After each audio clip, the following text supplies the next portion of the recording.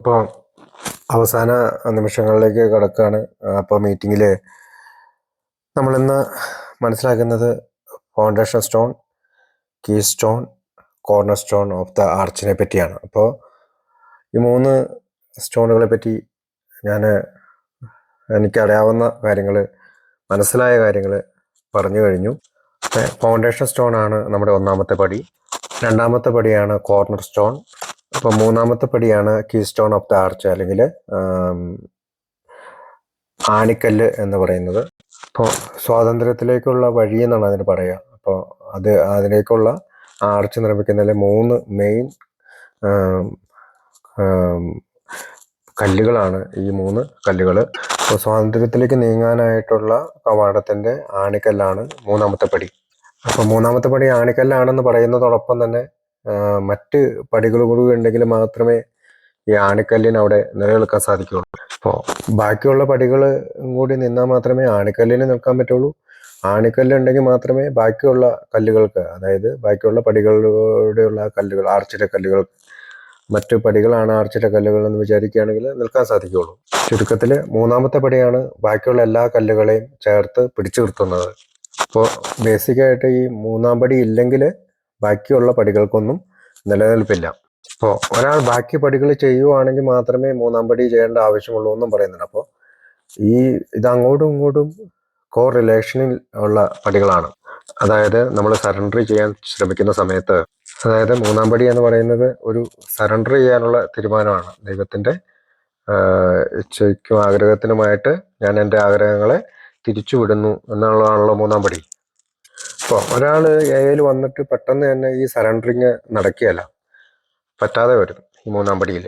അപ്പോഴാണ് ബാക്കിയുള്ള പടികൾ കൂടി ചെയ്യുമ്പോൾ അയാൾക്ക് ഈ മൂന്നാം പടിയിൽ കൂടുതൽ ഉറപ്പ് ലഭിക്കുന്നത്. അതായത് 4-ാം പടിയിലൂടെ നമ്മുടെ തെറ്റുകളൊക്കെ കണ്ടുപിടിച്ച് 5-ാം പടിയിൽ നമ്മൾ സ്പോൺസറോടും ദൈവത്തോടും എല്ലാം ഏറ്റുപറഞ്ഞ് ബാക്കിയുള്ള പടികളെല്ലാം ചെയ്തു കഴിയുമ്പോഴാണ് ആ ആത്മവെളിച്ചം നമുക്ക് ലഭിക്കുകയുള്ളൂ. അല്ലെങ്കിൽ ഈ മൂന്നാം പടിയിൽ ഉറയ്ക്കാനായിട്ടുള്ള ഒരു ബുദ്ധിമുട്ട് നേരിടും. അതാണ് കാര്യം. അപ്പോൾ നമ്മളിപ്പോൾ ഇത്രയും നേരം സംസാരിച്ചതിലും കഴിഞ്ഞ മീറ്റിങ്ങുകളെല്ലാം കണ്ടതിലൊക്കെ വെച്ചിട്ട് നമുക്ക് മനസ്സിലായി, ദൈവത്തിനെ കണ്ടുമുട്ടണം. അപ്പോൾ ദൈവം എവിടെയാണ്? ദൈവം നമ്മുടെ ഉള്ളിലാണ്. അപ്പോൾ അതിന് നമ്മൾ തേച്ച് മിനുക്കി നമ്മുടെ മനസ്സൊക്കെ ഒന്ന് ഒരുക്കി കഴിഞ്ഞാൽ മാത്രമേ ആ ആത്മീയ വെളിച്ചം നമ്മളിലേക്ക് കടന്നു വരികയുള്ളൂ.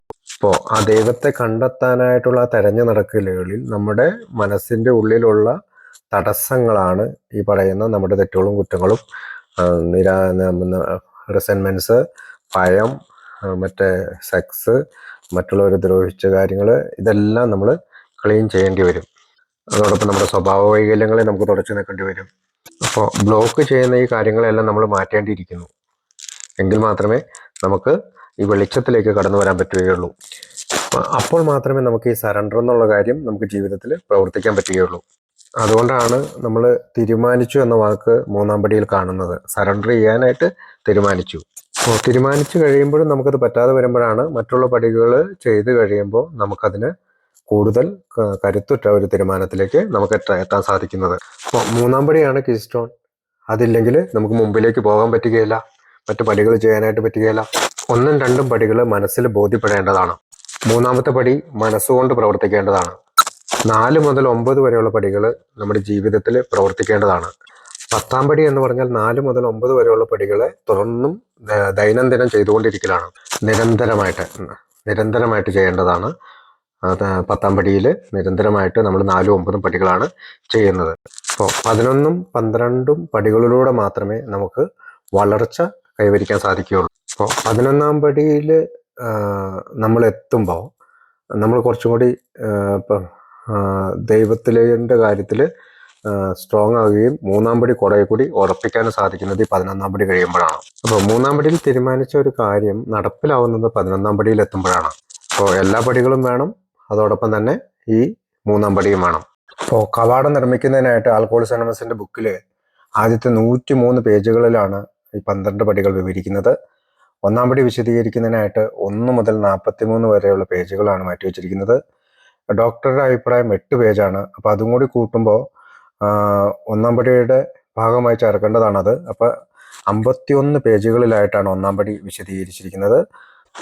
സ്റ്റെപ്പ് 2, 3 അതായത് പടി 1, 2, 3 19 പേജുകൾ, അതായത് പിന്നീടുള്ള 43 മുതൽ 62 വരെയുള്ള പേജുകൾ നീക്കി വെച്ചിരിക്കുന്നു.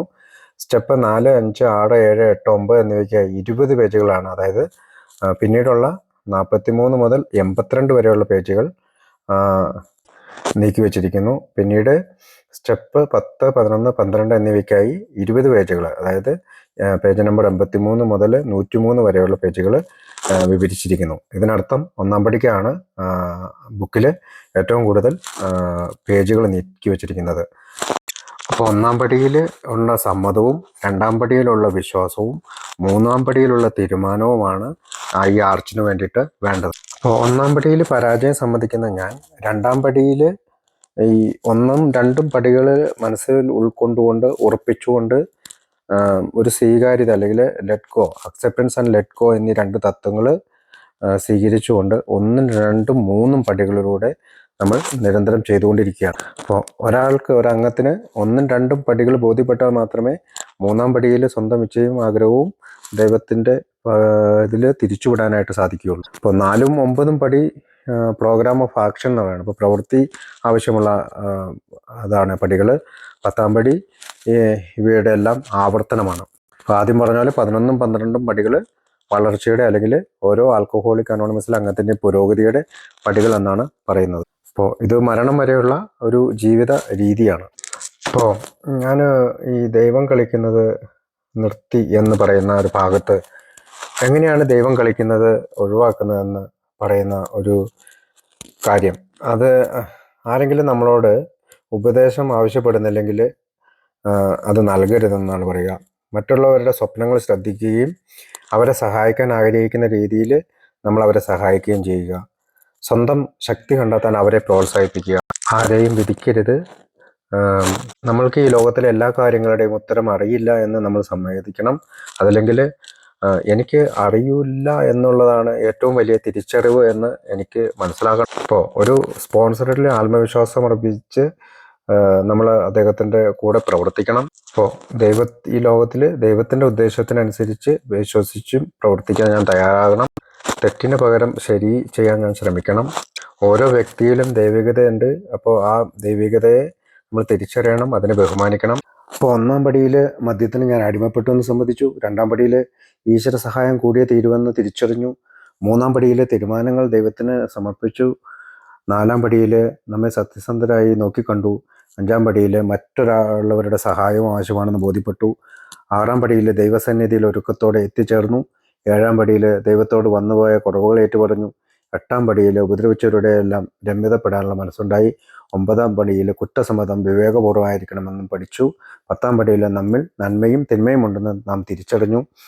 11ആം പടിയിൽ ദൈവവുമായി നല്ല ബന്ധം സ്ഥാപിച്ചു. 12ആം പടിയിൽ ഈ സദ്വാർത്ത മറ്റ് മധ്യവരിലെത്തിക്കാൻ തീരുമാനിച്ചു. ഇതാണ് ഒരു ഷോർട്ട് ഫോമായിട്ട് പറഞ്ഞാൽ.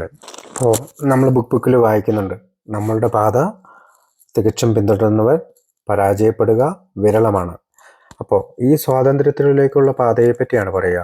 നമുക്കറിയാം 1ഉം 2ഉം 3ഉം പടികൾ ചെയ്തതിന് ശേഷം നമ്മൾ 4ഉം 5ഉം 6ഉം 7ഉം 8ഉം 9 പടികളെല്ലാം ഒരു പ്രാവശ്യമെങ്കിലും ഒരൊറ്റ തവണ എന്ന രീതിയിൽ ചെയ്തതിന് ശേഷം 10ആം പടിയിൽ, അതായത് തെറ്റുകൾ ചെയ്യുമ്പോഴെല്ലാം ഉടനെ സമ്മതിച്ചുകൊണ്ട് നമ്മൾ തുടരുകയാണ് ചെയ്യുക.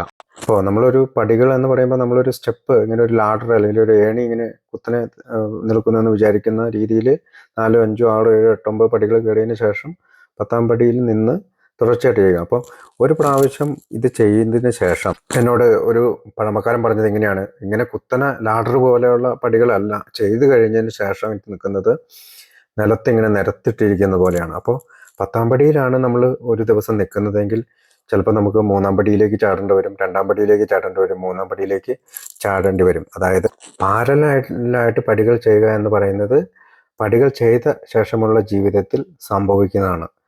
അതായത് ഒരാളുടെ സഹായത്താൽ നമ്മൾ പടികൾ ചെയ്തതിന് ശേഷം ദൈനംദിനം ഈ ജീവിതത്തിൽ സംഭവിക്കുന്നതാണ്. കാരണം നമുക്കറിയാം 1ആം പടി മാത്രമേ 100% പൂർണ്ണമായിട്ടുള്ള തോതിൽ ചെയ്യാൻ സാധിക്കുകയുള്ളൂ. ബാക്കി എല്ലാ പടികളും വീണ്ടും വീണ്ടും 24 മണിക്കൂർ ജീവിതത്തിൽ കടന്ന് വരാം. അതാണ് ബിഗ് ബുക്ക് പറയുന്നത്. അതനുസരിക്കുകയാണ് ഒരു AM അങ്ങനെ ചെയ്യേണ്ടത്. അതിന് ബിഗ് ബുക്ക് പറയുന്നത് ഞങ്ങളുടെ പാത, അതായത് ബുക്കിൽ പറയുന്നതിൻ്റെ പാത പിന്തുടരുക എന്നുള്ളതാണ്. ഒരാൾ ചോദിക്കുകയാണ് എന്തിനാണ് വീണ്ടും വീണ്ടും പഠിക്കേണ്ടത്? അതിനർത്ഥം എന്തുകൊണ്ടാണ് നമ്മൾ വീണ്ടും വീണ്ടും കുടിച്ചത് എന്നതാണ്. കാരണം നമ്മൾ ഇന്ന് കുടിച്ചതുപോലെയല്ല എന്നാൽ പിറ്റേ ദിവസം കുടിച്ചത്. അപ്പോൾ ഈ പ്രോഗ്രാമിലൂടെ ഇഴുകിച്ചേർന്ന് എല്ലാ ദിവസവും ഈ പടികൾ പരിശീലിക്കേണ്ടതുണ്ട്. കാരണം കുടിക്കുന്ന കാലഘട്ടത്തിൽ ഒരു ദിവസം പോലെ ആയിരുന്നില്ല പിറ്റേ ദിവസം കുടിച്ചിരുന്നത്, വ്യത്യസ്തമായിരുന്നു. അതുപോലെയാണ് റിക്കവറിയുടെ കാലത്ത്. മോചനം എന്ന് പറയുന്നത് മദ്യത്തിൽ നിന്നുള്ള ഒരു താൽക്കാലിക ശമനമാണ്, അല്ലെങ്കിൽ ഡെയിലി റിപ്രൈവ് എന്നാണ് പറയുക.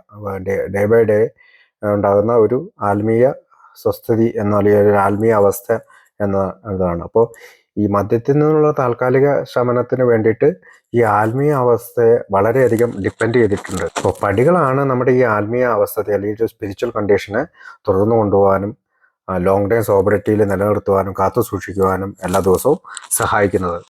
അപ്പോൾ 4-ാം പടിയിൽ ധാർമ്മിക നിലവാരം നിലനിർത്തുന്ന ഞാൻ, ഷിബു എന്ന് പറയുന്ന ഞാൻ, 5-ാം പടിയിൽ മറ്റൊരാളോട് ഏറ്റുപറയുകയും 6-ാം പടിയിൽ ദൈവം എൻ്റെ ഈ സ്വഭാവം അല്ലെങ്കിൽ പഴയ സ്വഭാവമൊക്കെ മാറ്റിത്തരാൻ തയ്യാറാവുന്നു.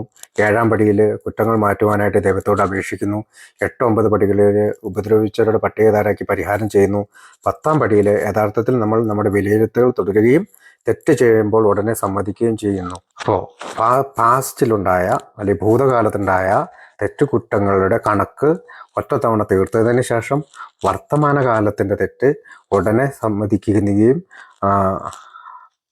അതിന് പരിഹാരം വേണമെങ്കിൽ പരിഹാരവും ചെയ്തുകൊണ്ട് ദൈവവുമായിട്ടുള്ള അടുപ്പം കൂട്ടി 11-ാം പടിയിലൂടെ മുന്നോട്ട് പോയി ജീവിതത്തിൽ ചെയ്യുന്ന എല്ലാ പാപങ്ങൾക്കും പരിഹാരമായിട്ട് 12-ാം പടിയിൽ നമ്മൾ 12-ാം പടി ചെയ്യുകയാണ്. കാരണം മറ്റൊരാൾക്ക് സന്ദേശം കൊടുക്കുന്നത് നമ്മൾ ജീവിതത്തിൽ ചെയ്തു പോയ പാപങ്ങൾക്ക് പരിഹാരമായിട്ടാണ്, തെറ്റുകൾക്ക് പരിഹാരമായിട്ടാണ്.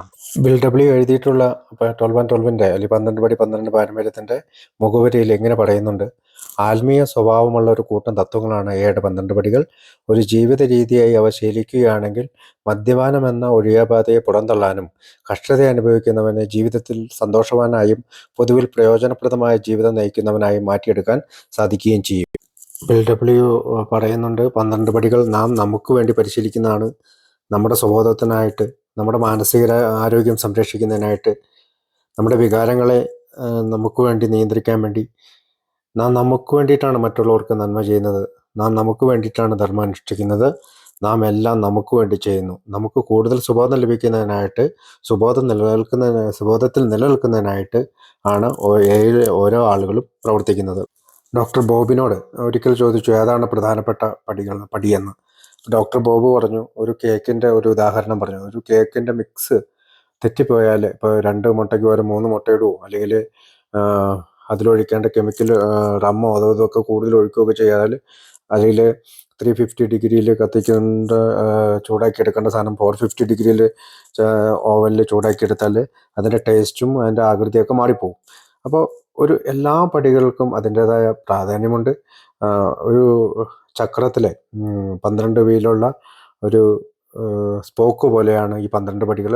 അതിനകത്ത് ഒരു സ്പോക്ക് നഷ്ടപ്പെട്ടു കഴിഞ്ഞാൽ ചക്രം വീക്കാവും. വണ്ടി ഓടും, പക്ഷേ ചക്രം വീക്കാവും. അപ്പോൾ പടികൾക്കെല്ലാം തുല്യ പ്രാധാന്യമാണ്, തുല്യമായിട്ട് ചെയ്യേണ്ടതാണ്.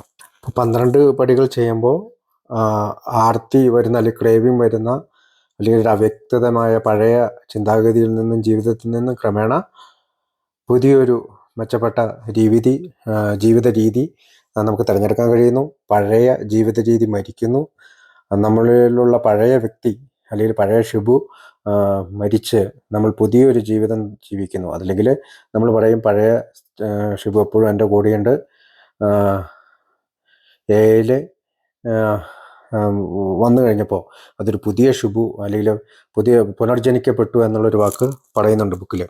അതായത് ഞങ്ങളുടെ ഉള്ളിൽ പ്രവഹിക്കുന്ന പുതിയ ശക്തി ഞങ്ങൾ അറിഞ്ഞപ്പോൾ, മനസ്സമാധാനം ഞങ്ങൾ ആസ്വദിച്ചപ്പോൾ, ജീവിതത്തെ വിജയകരമായി നേരിടാമെന്ന് ബോധവാന്മാരായി തീർന്നപ്പോൾ, ഇന്നിനെക്കുറിച്ചും നാളെയെക്കുറിച്ചും ഇനി അങ്ങോട്ടുള്ളതിനെക്കുറിച്ചുമുള്ള ഭയം ഞങ്ങളെ വിട്ടൊഴിയാൻ തുടങ്ങി.